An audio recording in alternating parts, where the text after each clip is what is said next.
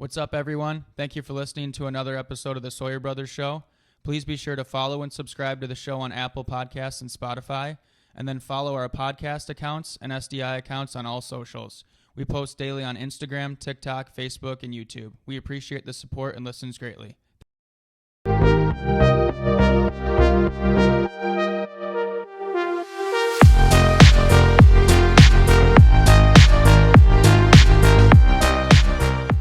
All right, so we have a lot to get into today. Playoff hockey is here.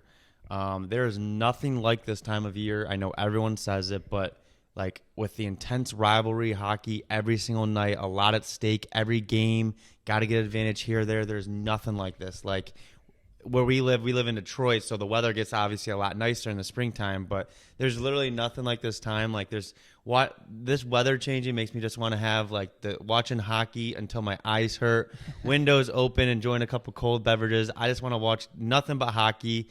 Having 4 games every single night for the next 2 weeks. There's literally like nothing like this time. Yeah, it's a great time of the year for the season's changing, and I associate this with playoffs and the big games and all that type of thing. So when I was a kid, I didn't really like spring the same way because hockey season was over, and it was obviously spring season. You still play, but it's kind of just a letdown compared to the real season. But it's fun for watching as a fan. Oh, and I worked. The playoffs started this past Saturday. We're recording on Wednesday. And the last 5 nights I've actually been working, so I haven't been able to watch a lot of hockey. Here or there, I would go into the break room at our work or patient's room that didn't have a patient in it, just an empty room, and check the scores or watch a minute. You've been able to watch them more, but I get a time off, so I'm excited just to watch hockey. So what we can expect from this episode is we're going to break down some series matchups. We're going to go over some other hockey news and then play a game of creating the perfect hockey team for playoffs. So last episode, we went over the 5 series that were confirmed at the time of that recording, all the Eastern Conference Finals and the Winnipeg-Colorado matchup. So if you're interested in hearing that, go listen to our last episode. But this episode, we have 3 more series to break down and give our opinions and our predictions for. To start off, we first all have the Vegas Golden Knights and the Dallas Stars. So these teams met 3 times in the regular season. They were all actually in the first 2 months of the season, and Vegas ended up winning all 3 of them. These teams' playoff history, they met in 2020, where Dallas beat Vegas in the conference finals in the bubble. Yeah, COVID, right? Yep, in the COVID year. I think. Mm-hmm. Where Dallas beat Vegas, but actually lost in the Cup that year. And then they met again last season in the conference finals again, where Vegas won, eventually winning the Stanley Cup. So despite all 3 losses, losing all 3 to Vegas, Dallas was the 1 seed of the Central Division and earned home ice versus the wild card team, which would be Vegas. At the point of recording this, Game 1 was played where Vegas won the first game. Andy, what do you think about this series? I think this one is all about Mark Stone. Mark Stone? It's just it's the way that they, within rules, manipulated the cap.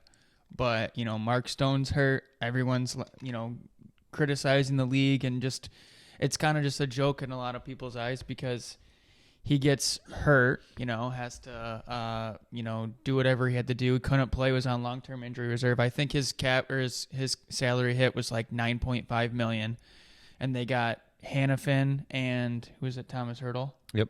And in the first game, Hertl scores. Stone had the assist. And then Stone's ready to go for playoffs. Yeah, and Stone's back for playoffs, so his cap doesn't hit. And then Hannafin had points, Stone had points, Hertl had points. Like they within the rules, but they took advantage of a loophole within the league, and I feel like that's the main thing people are talking about because they did it again. They did it last year. Tampa did it a few years ago, and they won the Cup when they did it. So you think Vegas will take care of business? I hope that just karma or just the way doing things the right way. I think Dallas will end up winning. I think Dallas will win in 7.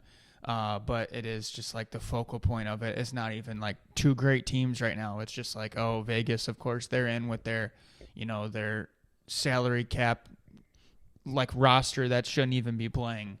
But I do think it'll be a really good series. It'll be a great series for sure. The game one was pretty awesome from what I got to see. And it was the only game one that the away team lost. Very true. Yeah, all their 7 series. But I think Dallas will end up winning. Looking at the game one sheet, their best players didn't really get on the score sheet much.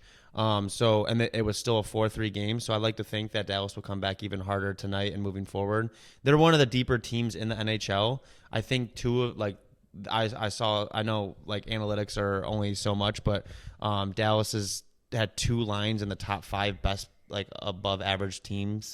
Lines. So I think that Dallas will end up getting the job done. I'm going to say Dallas in 7 as well. Just because of their playoff history, I think it could go either way, but I think Dallas has the slight edge, even while losing. So the next series is the Vancouver Canucks versus the Nashville Predators. They met 3 times this season as well. Vancouver ended up winning all 3 of them. They have not met in the playoffs in the last 12 years. I think they met back in 2011. So during recording this, there's been 2 games played during the series where the series is currently 1-1. So our predictions now may be a little different than they would have been about 24 hours ago. The news came out that Thatcher Demko, the starting goalie for the Vancouver Canucks, who's been a stud, one of the best in the series, will probably miss the rest of the series. So how are you feeling about this series, and has it changed since hearing that news? Yeah, it's definitely changed. I don't know if Nashville will actually beat Vancouver. I think I'll still take Vancouver. I'll say Vancouver in 6. But the opposite of the series we just talked about, Mark Stone was hurt, got ready for playoffs. Thatcher Demko was playing, got hurt after game 1. So it's a huge loss for them. Thatcher Demko is considered one of the best goalies in the league and has had a great year. A huge reason why Vancouver has had such a great year. So for them to be, they were in a totally different spot, like you said, 24 hours ago before all that news came out. I'll still say Vancouver in 6, but I think their whole path completely changed. And hopefully, he can get back, whether it's for late in this series or in the second round and beyond. But, I'm sure that they're all sitting there trying to pull themselves together and stay focused and positive today. Thankfully, they still have Tristan Jarry, who is a good goalie. He was a starter for Pittsburgh last few years, so he'll be taking over guarding the cage now, as Ty and Kenny like to hear, or the other guys in the group. But I think I don't know. I think they're heading back to Nashville's split with this energy off game 2. I think Nashville could pull away here. I think Nashville might win the next 2 at home, and then maybe finish it off in 5 or 6, to be honest. So I'm rooting for a good series between those guys, but I think Nashville will actually end up winning. That's my prediction. So, All right. So the next one, the last series that we to go over, we have the Edmonton Oilers versus the LA Kings. This is the 3rd playoffs in a row that these 2 have met in the first round. Edmonton beating them in both series the last years. So these teams have met 4 times this season. Edmonton winning 3 of them, LA winning 1. It is currently 1-0 Edmonton's lead in the series when recording this. Andy, talk to me about what to expect from this series. Connor McDavid, 5 points in game 1. I don't know if we'll get 5 points again this series or at all, but, when he's on your team, I think you've got a pretty good chance anytime. Then you get rid of him, and you've still got Leon Draisaitl, and obviously there's a drop from there. But when you've got those 2 guys going, and Hyman as well, after the season he had, it's pretty impressive. So I think Edmonton will win that in 4 or 5. I'll say Edmonton will win in 5. But I don't have any concern about them winning the series at all.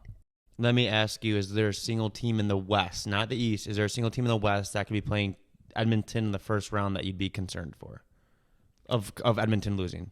Yeah, I think Colorado would probably be the test. I would say Winnipeg as well, but for some reason I think I'm more confident with Edmonton against Winnipeg than I would be Edmonton against Colorado.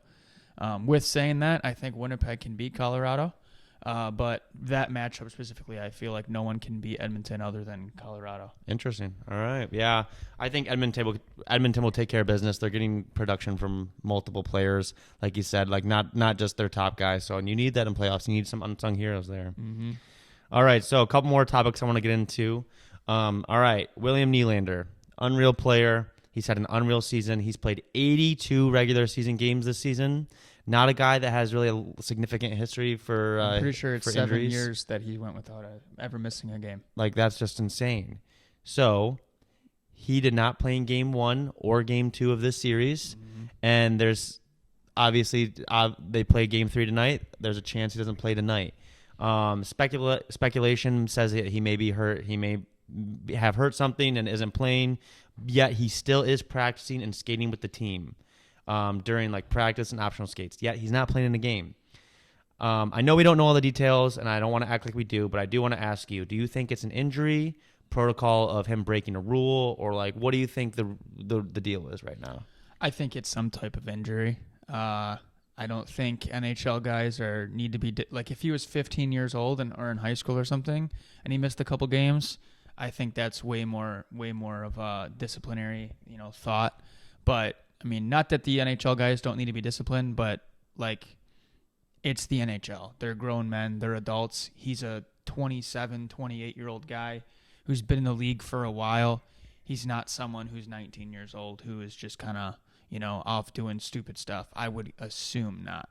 I would be very surprised if I heard it was disciplinary. I think it's probably some type of injury thing, whether it's a head. I actually don't know what it could be because he looks fine when he's on the ice in practice and he skated the last few days. So I have no idea what it could be, but I do think it's a minor injury. So let me ask you. So hoping that he's okay. I mean, obviously we don't want anyone to skate and just be in agonizing pain or like have to take any medications or anything, or the way that some like behind closed doors guys take medications and drugs or whatever to get them through the games. But let's just say Nylander does go and play and he's not in too much pain and he's not at his best. Let's just say, I'm going to ask you, do you think a 50% at his best William Nylander is better, or a third liner that's 100% in their lineup right now that's 100% healthy is better option for him? Yeah, it's tough. I think very highly of Nylander. I think he finished the year not as good as he started the year, not even close. At the beginning of the year, he was super hot. There was like attention on him every single day on social media and everything. And he was on pace to hit 100 points. He didn't because he finished slow. But I would say I would rather him play than someone else. He's a game changer. He's one of the best players in the team for a reason. And I'd rather have him at 50% than one of the bottom guys at 100. As the series goes on, as the playoffs go on, no one's going to be at 100 anyways. So they'll all kind of balance out. So I want to ask you, like, what would it take to make you miss a game as a player? Obviously, easier said than done. We don't know what he's dealing with. He's got to take care of himself. But what would it take to make you miss as a player? And do you think that, like, in today's game, they're getting away from the battling through injuries and load management, they say? Or do you think it's still tough, people grinding through it all? And what would it take to make you miss? I think with sports science and the way trainers and everything are, they probably don't play through as much now. But I'm not the guy to criticize any of that. I mean, I had probably less injuries in my playing career. That was just a youth hockey in high school and 1 year junior career. It wasn't like a full 20-year NHL career or anything like that. I had less injuries in my hockey career than most people I've ever talked to. Mm-hmm. So I don't really feel I don't really feel right to criticize them for missing or for playing.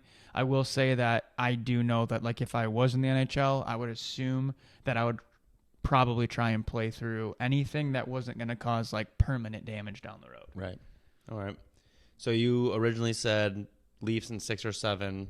Nylander didn't play the first 2. It's now 1-1. What's your prediction now? Let's just say Nylander doesn't play another game. What's your prediction now? Well, there's 2 parts I want to touch on with that make a difference. For me, Matthews, if Matthews plays the way he played in Game 2, this series might be what you said, which is over in 5. Mm-hmm. Boston wins Game 1 and the Leafs win the next 4. Mike Johnson, who's like a big TSN guy and big Leafs reporter and analyst and everything, he said that he believes that Austin Matthews Game 2 could have been the best game Austin Matthews has ever played in his NHL career, which... It's saying a lot. He's had a lot of good games. It's a bold statement, but the fact that it came when it did, 1 goal, 2 assists, and a 3-2 win in the playoffs against Boston. They have not beat them in years. They have not had to lead against them all season. He hasn't normally produced in playoffs. Like, a lot came through it for him, and he had a huge game. On both sides of the puck, too, right? Yep. So I think that was kind of just opening their eyes, like, wow, maybe we can do it. So, the Leafs talk always has to work its way in because they're such a team that everyone wants to have eyes on. So, And then secondly off that, Marner needs to step up. I'm not going to criticize and so super negative on him. Again, I didn't play in the NHL. I can't do what he's even done. But with saying that, he's getting a lot of criticism, and I'm rooting for him. I'm rooting for him, and I'm excited to see if he can respond tonight in Toronto and then in the rest of the series, because he has not, performed the way he can in the playoffs, like compared to what he does in the regular season. He does way more in the regular season, and there's been a lot of talk about him on Twitter and social media the last few days about just pretty much all of it's negative. So really look forward to a response from him the rest of the playoffs. Man, with Marner, I'm not asking him to score 3 goals a game. I just want him to battle. Like, I don't know, like just seeing that clip of him going into the corner and like shying away and taking a soft route when he had the guy beat and just not taking the hit. Like, I get it. Protect yourself, not to get hurt, but also get in there, man. Yep. You're getting paid $11 million a year to play hockey. Like a kid's That's what game. it all comes down to. If he was just making $5 million, nobody would even say his name. No. But he's one of the highest paid players in the entire league. It's like, dude, you have to step up in those ways. Like tonight, he doesn't have to get a point, but he goes out there and gets a good forecheck, puts the body on, blocks a shot, does something like that to make an impact. I'm like, let's go. He did his role. Because it's all I would need to see. It's hard to score goals in playoffs. It's hard to be the best every single night. You just need to do something. Like you always say that I always say when I was coaching, you need to do something. And Mitch Marner, you not only need to do something, you need to be the best at something because of what your potential is and what you're able to do. Yeah, I mean, we say it all the time. I don't want to get off too much of a tangent and just bore everyone with Leafs talk, but like we say it all the time, how nice it would be for one of the Leafs guys to just blow up. We're so against bad body language and banging your stick and all these things. I want to see one of them do it. If awesome. Mitch Marner could skate past the net, take his stick and just break it off the crossbar, throw it off the wall and skate to the bench, I would be like so fired up for him. Awesome. And then if later in the game he just stepped up and he played even harder after that, like that would be the first time on social media I posted someone doing that and being like, this is awesome. And it's all because you don't ever see it. And it's like, dude, do you even care? And I know he cares. He's a Toronto kid, the whole thing. But it's like, dude, you have to like you said, do something in the game. You can't just go through the motions. So I actually have something later in this to talk about like that. But how awesome would it be just to see him come out after the game and in the press conference, not give a safe, shy answer and say, I sucked. I need to be better. Or he just doing some emotion other than just all their safe answers. Just give us something. Yeah. Show some passion. It'd probably be more people viewing him like we are, which is we're cheering for him, because right now there's so many guys that I saw on Twitter and fans and stuff that were like, I'm done with Marner. And I'm internally like, I don't know if I want to root for Marner at all either. But if he came out and he was like, I sucked, I need to be better, I will be better, it's unacceptable, a lot of people would probably be like, you're right, dude. Now we're on you, it's on you, but like we want to see it happen because you just acknowledged it. Instead of just like the typical, like, I don't know, it wasn't our night, like just show some emotion. No, for sure. I mean, like you said, take accountability of your actions. Like, you're a grown man, you're not a rookie anymore. This is what, like year 7 or 8, like you can do it. And we want you to be good. Not only because we're Leafs fans, but because like we're rooting for you. Like he seems like a good dude. Like, we want to work, but like it's your job, you know? Yep. Like, if I was struggling at my job, I would need someone to tell me like, hey, like I need to take ownership. Hey, I'm not being a good nurse right now. I gotta do something different. Like, I need to pick it up. Absolutely. So, all right. One more topic here, and then I want to get into a fun game here. So I want to talk about penalties here for a minute. So playoffs are pretty intense, obviously. A lot of hitting, a lot of fighting, a lot of battling, anything to try and get an edge on the opponent, right? So obviously everyone wants penalties called nonstop, yet obviously they're upset when their teams that they're cheering for is penalized. So there's like kind of like an unwritten rule that the more plays, like how more plays and potential penalties are let go in the playoffs, trying to get like a tougher atmosphere. Like, okay, let that slash go, let that whack go, let them. It's playoffs, right? Kind of like an unwritten rule, like I said. What I want to ask your opinion on is do you like when the refs put the whistles away and let them play? What are some of the pros and cons of this change by the refs and letting the game go? Yeah, I like the way that they let the teams play more. I don't think everything should just be let go, and I think they should still, call the obvious penalties. But it's like everyone always says, most shifts of every game of regular season, playoffs, everything, if you really want to call a penalty, you can probably find one. And that's at all levels of hockey, not just the NHL. But it's on the refs to manage within reason to manage the game and make sure it's like not favoring one team too much. Now, if one team's running around just, slashing and whacking and hitting from behind and all that, obviously that team's going to be in the box more than the other. But if two teams are just playing hard, it should probably be somewhat even with how it's all, handled, because you don't want the last thing a ref wants to do is to be the reason a team wins or loses. They don't want to make that call with a minute left to put a team on the power play, but they have to call what's obvious, because if they don't, they're not doing their job either.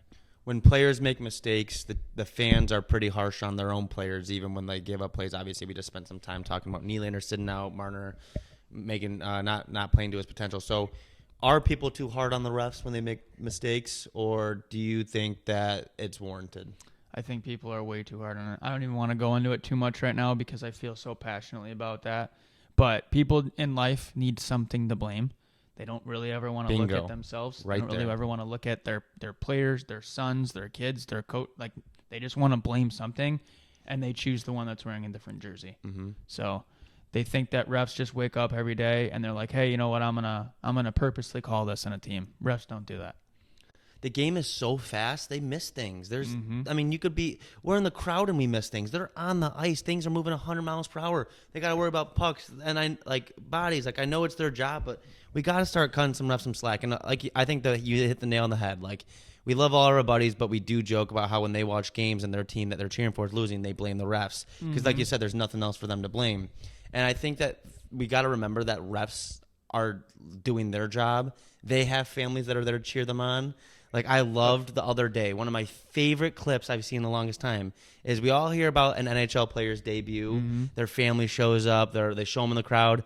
The other day, one of the refs made his NHL debut, and all of his buddies showed up, and they were all wearing the ref jerseys. Yeah, his family and his friends. It was awesome. Yeah. They're achieving their goals and dreams, too.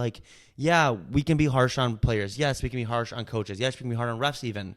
But, we got to appreciate them. If they didn't have refs, we wouldn't have the game of hockey. 100%. I'm pretty sure that there has been stats that people have been saying that the number of people that want to be refs in USA are going down because of mean fans and mean parents, and that's killing the game. It's hard to find refs. So, I think in the playoff hockey, you got to appreciate them. You got to respect them. You got to understand that, hey, they make mistakes too, just the way that every single person on the ice, in the crowd, everyone at their other jobs, at home, everyone makes mistakes. So summed it all up. I think it's a little different for youth hockey versus NHL hockey, obviously, or professional hockey as well, too. You can be a little harder on refs in pro hockey, but ultimately, yeah, they are doing their best. That is their job, but they're not sitting at everything, looking everything through multiple views live like we are from our couch. There we go. All right, so this next segment here, we're gonna play a game called Make the Perfect Playoff Hockey Team. All right, so Andrew is going to be the GM of an NHL team. I'm going to give him two options here for two scenarios, and he's going to be able to choose which one he thinks would give his team the best playoff run. All right, so the first option here, when you get to choose your head coach, would you rather have a coach that is really good at systems and skills and getting them ready? Or would you rather have a head coach that is a great motivational speaker and is able to get the guys going really well? Ooh, that's tough. I'll say that's tough, but I'll say systems. I think if it's pro hockey, you probably should be able to get yourself hyped up enough. Mm-hmm. If we're talking about 10-year-olds or something, maybe there's some difference there that I have to think about it. But overall in the NHL, I'd rather say systems, because if you're not fired up on a game day with 20,000 people sitting in the crowd just going nuts for you in the building, and then people outside of it in the city and everything, if you're not fired up for that, you've got some bigger issues. But if your team isn't all on the same page systematically and structurally, then you've got issues, and that relies on the coach. That's a good answer. All right. If you only got to choose one for special teams, would you rather have an awesome power play or an awesome penalty kill? for playoffs? Yeah, and stuff too. I'll say power play because it's so hard to score goals. Obviously, the opposite of that is that if you have a bad penalty kill, then they're scoring goals on you, or they're getting good opportunities. But I would rather have power play that's just hot and scoring goals because you can change the momentum of a whole game scoring a goal, and even if you don't score a goal on the power play itself, you can generate momentum and get guys feeling confident, feeling good to go score 5-on-5. So I'd say a power play. So this one kind of builds off it a little bit. It's a little bit different though. Would you rather have the best first line in the NHL or have the best goalie in the NHL? And let me ask you this, all right? So my thought process that I want you to consider is that the first line can go out there and score a lot of goals, but they may also have a bad game and the team could still win. If a goalie has a bad game, they may not win at all. So would you rather have the best first line who can carry your team or the best goalie to carry your team? I would have always said I'd rather have the best first line, but at this point in my life, I've been around hockey enough to choose goalie. My whole hockey career as a player growing up, and the majority of my career as a coach, I've had really good goalies, and so I didn't even really appreciate that goalies are so important. Those random years that I played and coached where we didn't have great goaltending, it makes you appreciate it so much more because, like you said, if a goalie has a bad game, you're probably not winning. And if they don't have, if they have a great game, you're probably going to win. And on the opposite side, if you have a first line who has an off night, you've got three other lines that hopefully can pull together. And maybe your goalie just plays so well and your first line has an off game, but your second line scores a couple. And yeah, I'll choose goalie over first line. I think the thing with that, I agree with you. I think the thing with that is we always hear about goalies stealing games and stealing series. You don't really hear about a first line stealing a game or stealing series. Yeah. So good point. All right, next one. We got four more of these, and we got a few more other individual player topics. So would you rather have a team that's best period is their first period and gets out early, or a team that's best period is their last period and fights to the end? Wow. Get up top early and has to hold on to the lead, or fights until the end and has to play from behind? I would say the third period one. I think you can go either way because it probably should just all average out at some point. But I'll say the third period just because if you're truly never out of it, that's something that separates you from teams that don't actually win the championship. Mm-hmm. A lot of teams can get up for a game and come out firing. But if it's more difficult, I think, to come from behind or to hold a lead late in the game, like maybe you're playing okay in the first and second, but then you're up by one, and then you just tear it up in the third period. You have your best period. Mm-hmm. You probably hold it on more. I think I'll choose third. So this next one, I'm pretty interested on your answer here. Would you rather? This is talking about, does playoff experience truly matter? So would you rather have an older core group of guys with minimal playoff experience, or would you rather have a core group of younger guys that have made the playoffs for a few seasons in a row? I'll go back to a quote that I heard Mike Babcock say when I first started coaching. He said that experience is only valued if you have some, and if you don't have any, you think it doesn't matter. So all he means by that is if you're a young coach or a young player, young team, you're like experience is overrated. We don't need any of that because you believe that you're going to accomplish what you want without the long-term experience.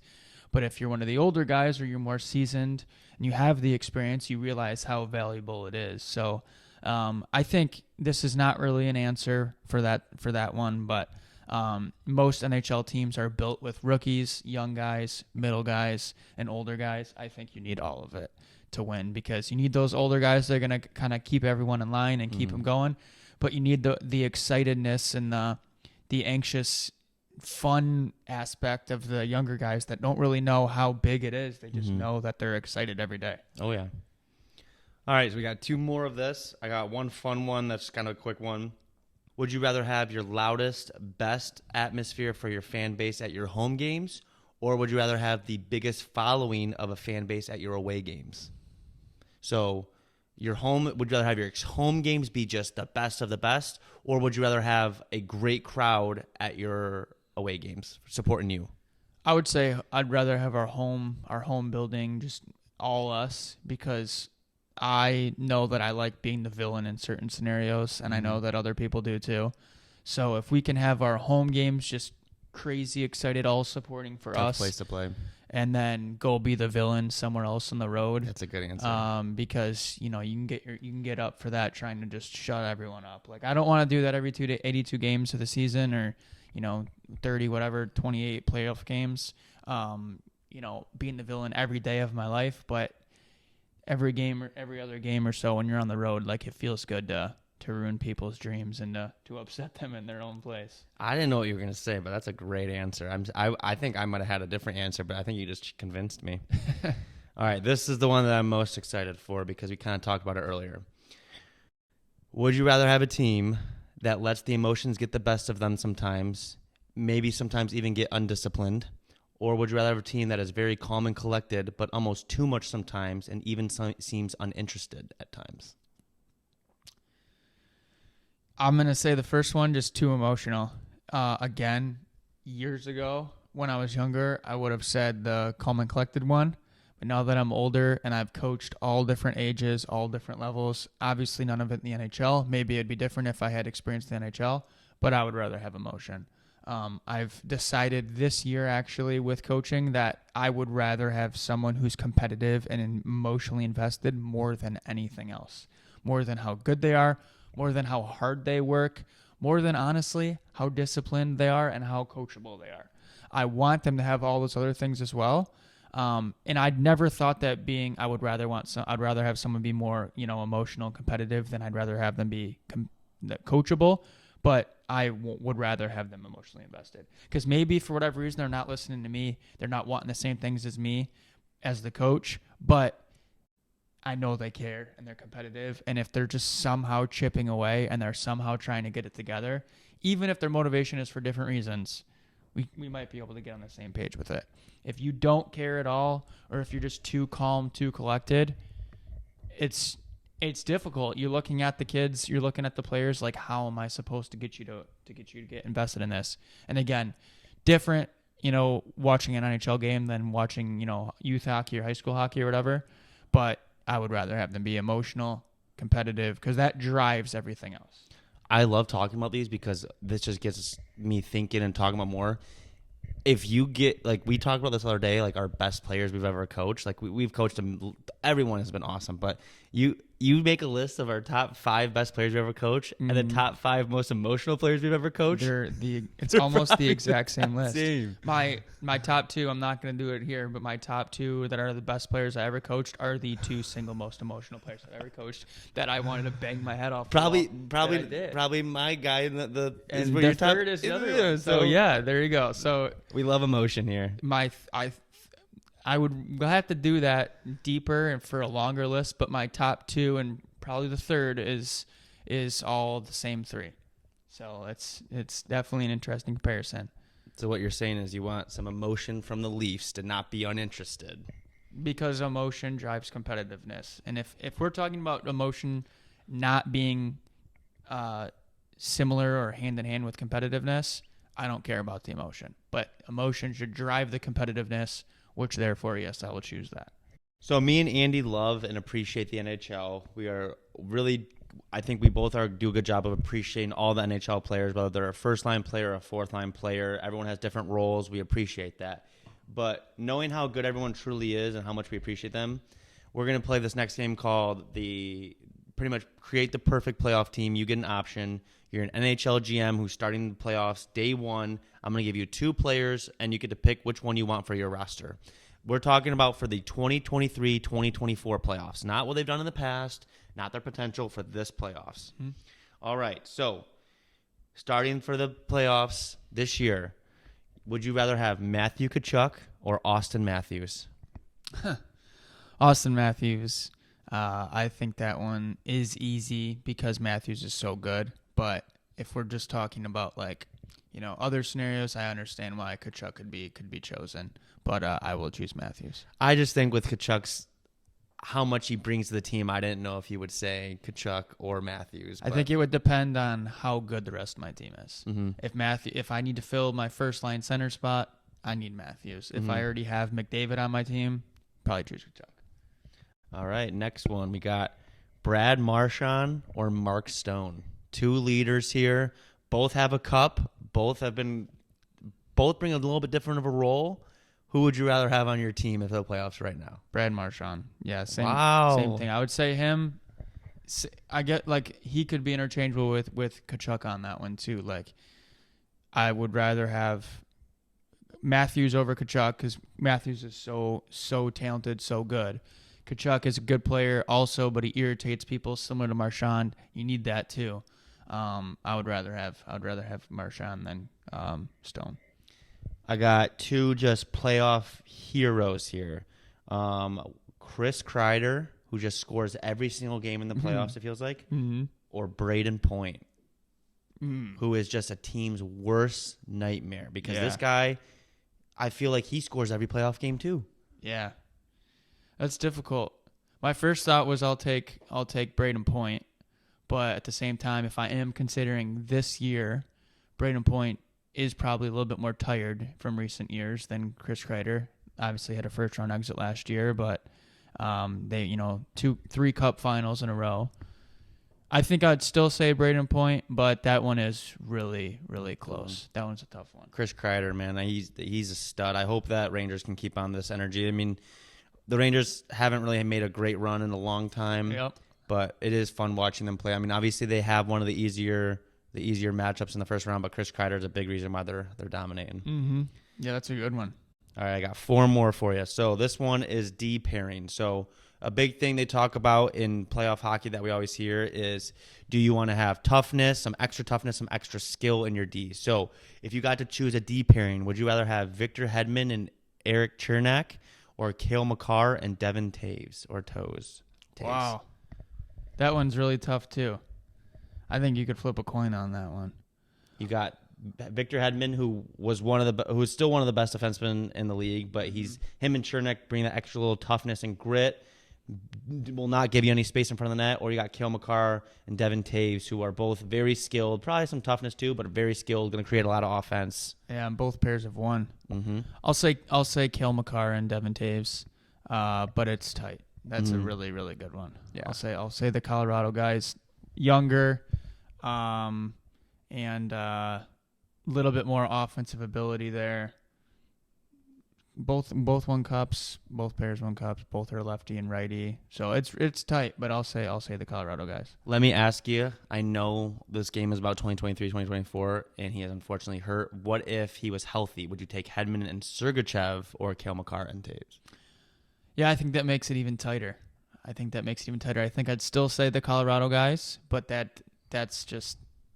Yeah, that's a really good one, too. I would agree with you for Chernak. I would take the Colorado guys, but if it's Sergachev, I'm taking Hedman and Sergachev. Those guys are jerks to play against. Yeah, they're probably really difficult. They'd probably stress you out playing against those guys. All right, got 3 more for you. Would you rather have, for this playoffs, Mitch Marner or Jake Gensel? Gensel. Really? A little bias, but I just, with what has happened, with the way the two of them have played, it's for sure Gensel. He's got some cup experience, too. Getzel's won 2 cups. He performs. Marner, nothing except for 1 playoff round. And, again, if we're talking about simply this year, like the last 2 games were not Marner's best. That might be a hot take there. Could be, but I'm going to say Gensel. I've seen some people say, obviously, Carolina's only 2 games into their series, but that up until this point, Jake Gensel's been the best trade deadline acquisition in recent history. The guy put up a point a game in this last 20 games of the year. Now he's helping them hopefully to a cup, Yeah. All right, next one. This one kind of goes back. We kind of touched on it earlier. Would you rather have Leon Draisaitl or Andrei Vasilevsky? I'll say Vasilevsky. That's really tight, too. I'll say Vasilevsky. Kind of have to because I said the goalie thing earlier, but also as you feel like he's one of, if not the best goalie of all time, especially in the playoffs. Like he is a whole different level when it comes to playoffs. He's a beast, man. I'll say him. Draisaitl has performed super well in the playoffs.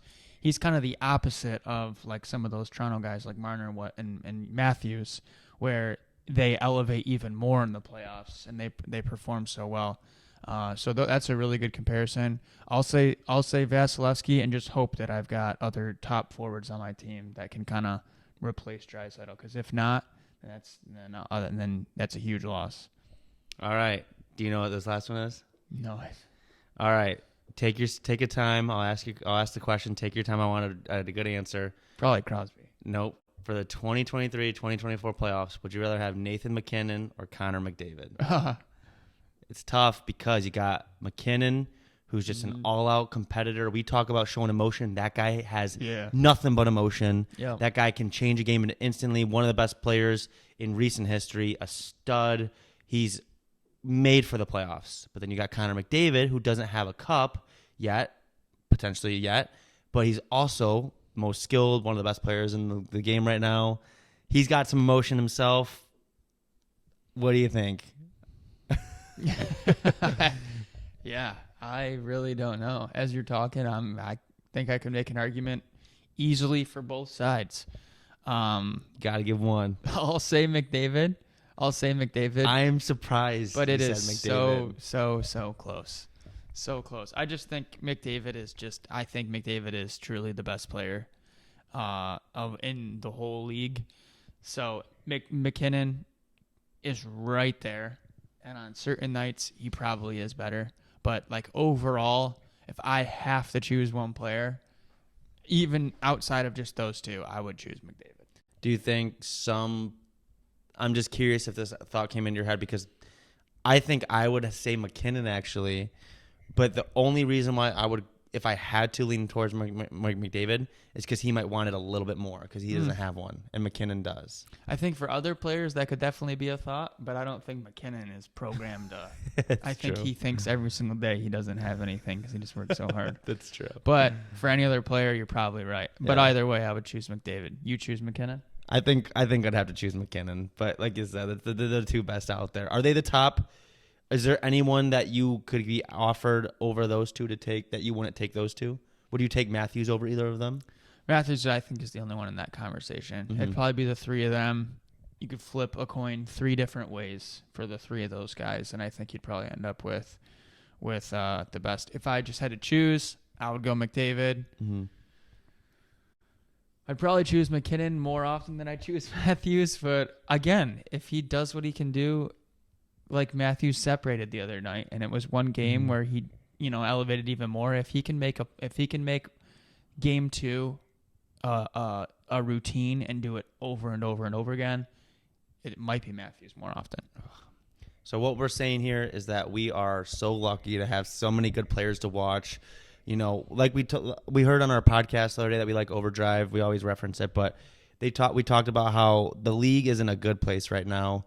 It's, the best players are in the playoffs right now. Obviously, there's some that aren't, but like the main guys that everyone wants to see are playing right now. Mm-hmm. We got some amazing series to watch. I'm so excited. I don't work for the next 8 days, so I get to just watch hockey for the next 8 days until my eyes hurt. So I hope all you guys are enjoying the playoffs. We'll continue to watch.